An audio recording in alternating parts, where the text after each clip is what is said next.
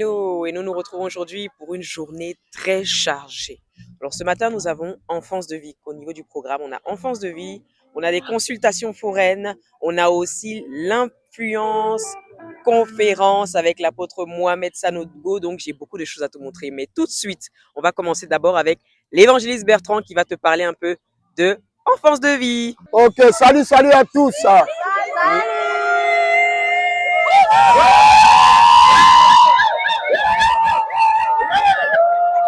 Amen. Là, nous sommes sur le terrain à Saint-Louis, la croisade pour enfants. Et sachez que le Seigneur dit, laissez venir à moi les enfants, le royaume des cieux est semblable à eux.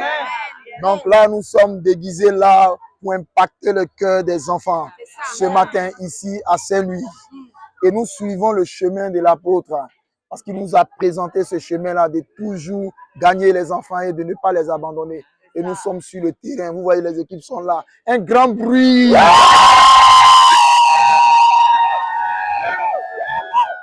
Yeah.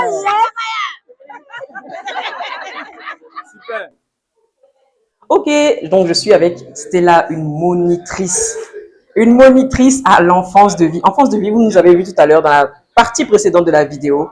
Vous avez vu l'équipe de choc. Donc, on a une monitrice de choc avec nous et elle s'appelle Stella. Stella, tu vas nous expliquer un peu comment tu l'as ressenti, comment tu as ressenti cette expérience à enfance de vie.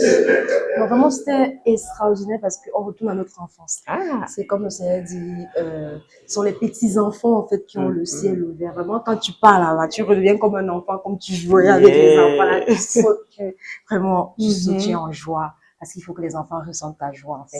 Pour pouvoir aussi, par la grâce de Dieu, pouvoir procéder et vraiment participer à tous les événements. Yes. Et comment vous faites pour approcher les enfants? Parce que j'imagine que ce sont des enfants qui ne savent pas, ils ne savent pas à quoi s'attendre. Ils ne savent pas de quoi on va parler. Comment vous faites pour les capter leur attention? On les capte avec des jeux. Donc, les jeux de notre enfant, tu vas taper les mains, les jeux. Donc, des devinettes. De fois, on dit, OK. Mais comme on est au Sénégal, donc on faisait un peu un jeu du style, j'ai dit quelque chose, tu me traduis, j'ai dit quelque chose, tu me traduis, et ainsi de suite. Ils te posent aussi les questions parce que les enfants veulent savoir qui tu es, voir comment tu es. Il faut juste être ouvert, sourire, les aimer.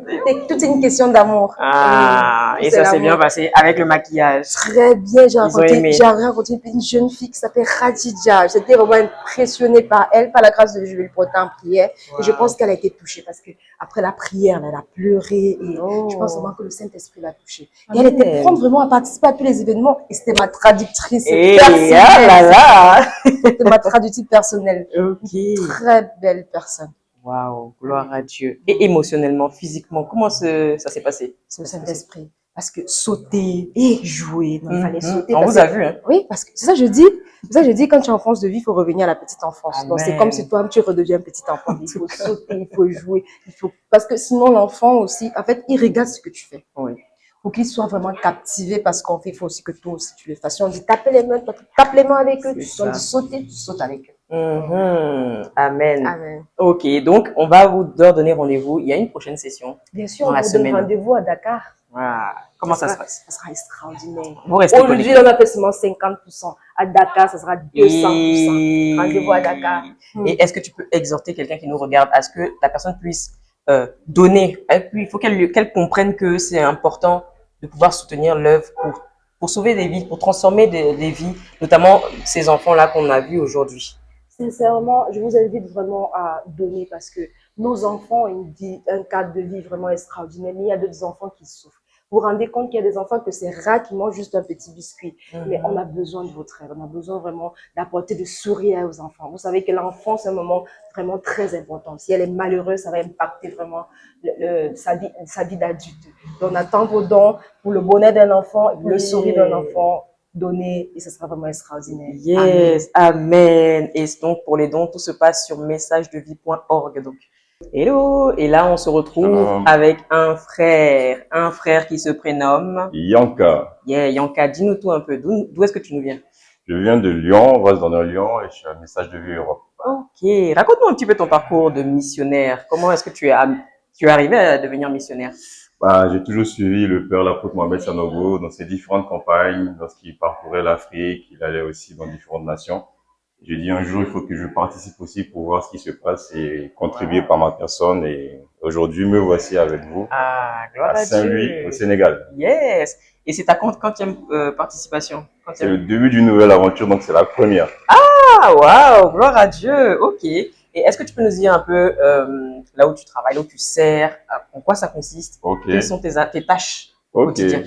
Alors, ce matin, aujourd'hui, j'ai eu l'opportunité, j'ai eu la grâce de pouvoir servir en tant que mobilisateur, Ok. mais auprès des personnes qui venaient demander de l'aide, tout ce qui touche au médical, aux soins. Ok. Donc, j'ai été avec l'équipe, on a accueilli ces personnes-là. Donc, comment ça se passe? Vous allez à l'extérieur, dans les villes, ou est-ce que ce sont les personnes qui vous trouvent sur le lieu? Bah, du coup, ce sont les personnes qui nous trouvent sur le lieu parce qu'il y a déjà une mobilisation qui s'est faite à l'extérieur. Ok. Et lorsqu'elles viennent, nous, on était là pour les accueillir, pour les indiquer par où il fallait passer et comment se comporter pour avoir accès rapidement aux différents soins. Ok. Et comment ça se passe concrètement? J'arrive, j'ai besoin d'un soin, je t'explique. Bah, quand tu arrives, Qu'est-ce que du tu coup, veux nous, dire? on prend le temps de expliquer comment ça va se passer. Mhm. Il faut que tu t'asseyes, Ok. pour quel besoin tu es là, Ok. le nombre, la durée d'attente. Ok. Il y avait pas mal de personnes aussi qui étaient pressées, donc on prenait le temps d'être souriants, de leur faire comprendre qu'ils seront tous traités.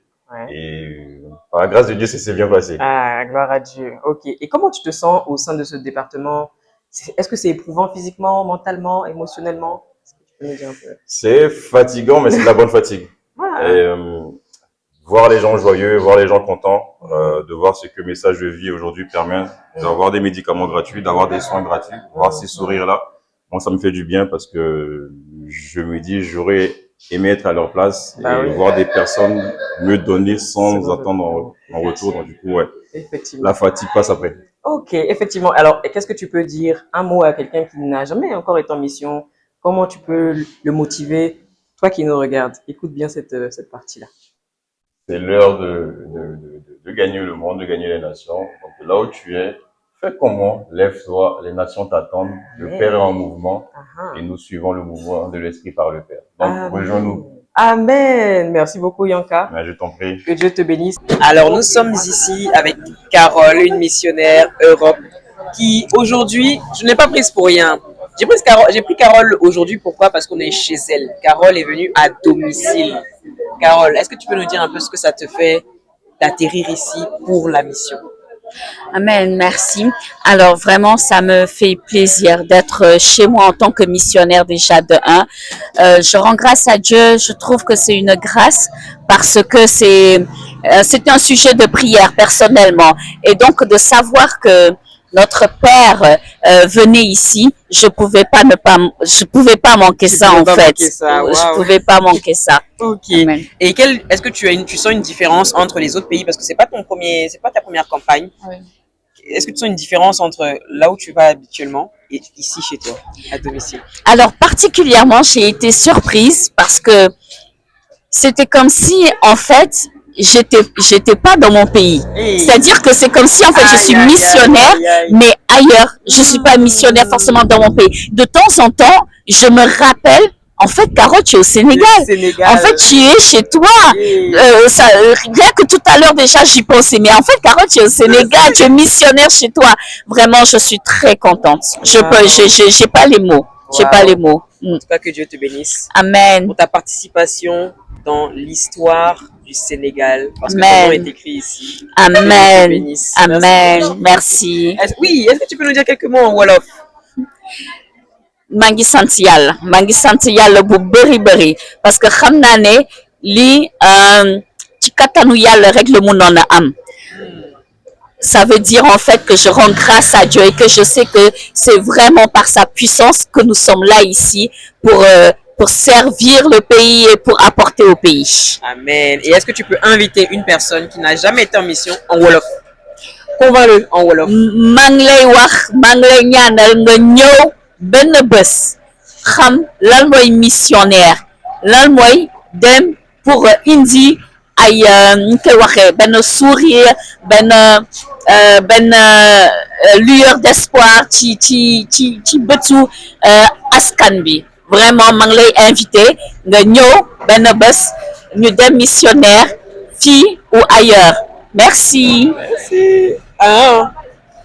D'accord, faut redire ça en français alors. Pour ceux qui En n'ont pas français. Alors, je vous invite tous à venir au moins une fois dans votre vie en mission avec nous pour voir qu'est-ce que c'est vraiment d'apporter un sourire une lueur d'espoir en fait à un peuple, combien c'est puissant. Il y a pas de mots. Vraiment, je vous invite à venir.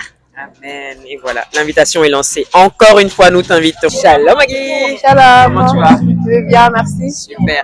Donc, je t'ai prise aujourd'hui, je t'ai choisi pour que tu nous parles un peu de ton département, qui est très spécifique, un département où on travaille vraiment, j'ai envie de dire même un peu plus que les autres. D'accord. Donc, dis-nous un peu où est-ce que tu travailles et puis raconte-nous un peu. Alors, moi, je suis en médecine de vie. D'accord. Je suis en médecine de vie et aujourd'hui, je suis au département de, comment ça s'appelle? De, Dentiste, non? non. Des prélèvements. Je suis au niveau des prélèvements.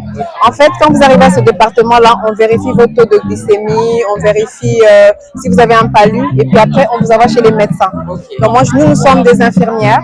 On a été sur un département où il y avait beaucoup des infirmières, et puis après, on a envoyé les patients aux médecins. Donc c'est un département où quand on arrive le matin, on est réellement chargé.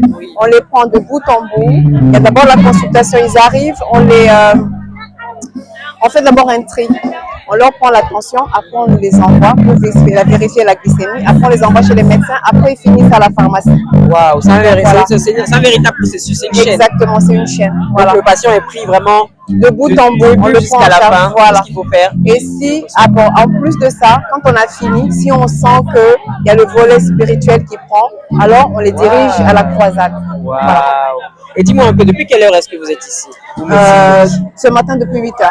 Waouh, et vous êtes encore là. Et on est encore là. Vous êtes encore On là. n'a pas fini parce que là, on attend que les autres terminent pour qu'on fasse un débrief. Donc, on ne sait pas encore à quelle heure on va finir. D'accord, mais comment ça se passe au niveau de la fin? Est-ce que vous attendez qu'il n'y ait plus de foule ou est-ce que vous fixez des limites à un moment donné? Vous dites, bon là, Bon, je vais donner l'exemple aujourd'hui. On s'est quand même fixé une petite limite. ok. Parce que les gens ils commencent à venir juste au moment où on a fini. On nous dit on fait stop. Mais il y en a qui arrivent parce que la nouvelle est partie. Du coup, il y a beaucoup de gens qui arrivent. Donc là, on a fixé une limite.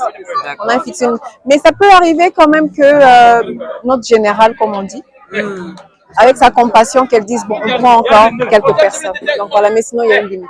Waouh. Voilà. Et au niveau des cas, est-ce que tu peux nous expliquer un peu quels sont les différents cas? Peut-être des cas exceptionnels que tu ne vois pas habituellement ou même des choses que tu vois qui reviennent souvent. Alors ici, spécialement, ce que moi j'ai remarqué, c'est beaucoup plus l'hypertension D'accord. et puis la glycémie, c'est-à-dire le diabète. Et j'ai vu qu'il y avait moins de palud. Donc tous les tests qu'on a fait, il n'y avait pas beaucoup de paludisme. Mais ça, par contre, ça m'a interpellée. Donc je pense qu'à la réunion, on va en parler un peu, comme on termine ici aujourd'hui. Il y a eu moins de palud d'habitude, comme au Sud-Soudan, on a eu beaucoup de paludisme. Mais là, il y a eu, avec la goutte épaisse, il n'y avait pas beaucoup. Donc voilà. Ok, en tout cas, merci beaucoup pour cette explication. Ben, je t'en prie. Ministère, médecine de vie. Et est-ce que tu peux nous donner, recruter un petit peu toutes les personnes qui vont nous regarder, qui sont du corps médical? Ah oui, Voilà. ah oui, là, vraiment, c'est très important. Je fais appel à tous ceux qui sont dans le corps médical, que ce soit les aides-soignants, que ce soit les infirmiers, que ce soit les médecins, que ce soit même des psychologues. On fait appel à tout le monde. On a besoin de tout le monde. Et cette fois-ci, ça a beaucoup marché parce qu'on a même eu les étudiants médecins. Donc, on fait appel à tout le monde. Venez, on vous attend massivement. Wow. On attend que vous. On attend que On attend que vous. Yeah. Et que Dieu vous bénisse. Amen. Et on va se laisser sur cette belle parole. On attend que vous. Ok, je suis actuellement avec Franck Loïc et il y a 2 serviteurs au département délivrance. Comment nous expliquer un petit peu comment ça fonctionne? Inéa Shalom. Ça fonctionne en duo. On fonctionne en duo. Et pendant qu'une personne est concentrée sur la personne qui a besoin d'aide, la deuxième personne intercède. Et ce que j'aime bien, c'est vraiment la complémentarité qui est gérée par le Saint-Esprit entre les 2 équipiers pour aider la personne qui a besoin de l'intervention divine. Et j'aime bien ce genre de fonctionnement. D'accord. Alors, qui est-ce qu'on emmène à la délivrance? Ce sont des personnes possédées. Qui est-ce qu'on emmène à la délivrance? Personnellement, les personnes que j'ai vues venir à la délivrance, c'est des personnes qui elles-mêmes voulaient que Dieu intervienne dans leur vie. Et c'est moi ce que j'aime. Et d'une manière générale, c'est des personnes malades, en tout cas qui veulent avoir leur vie transformée par Dieu. Voilà. Ok. Franck-Loïc, j'aimerais savoir ton ressenti quand tu es opérationnel au niveau du département de la délivrance. Comment ça fonctionne? Comment tu te disposes mentalement? Je dirais que c'est un département qui nécessite beaucoup de préparation spirituelle. Donc, il faut se préparer soi-même et également se préparer en communauté. ce qui veut dire en équipe, puisque ensemble nous travaillons sur le groupe patronage du pasteur Mohamed. Ce qu'on fait en réalité, c'est qu'on continue le travail de l'apôtre qui consiste également à délivrer les gens qui sont possédés. Donc en soi, pour ça, la délivrance, on se prépare individuellement, mais aussi en équipe, puisque nous sommes censés avoir le même esprit. Ok, merci beaucoup les garçons. Que Dieu vous bénisse et bonne continuation. Ok, donc c'est tout pour nous aujourd'hui. Notre mission à Saint-Louis s'arrête aujourd'hui même. Et je vous dis dans quelques jours sur Dakar. Allez, restez connectés. Ciao, ciao.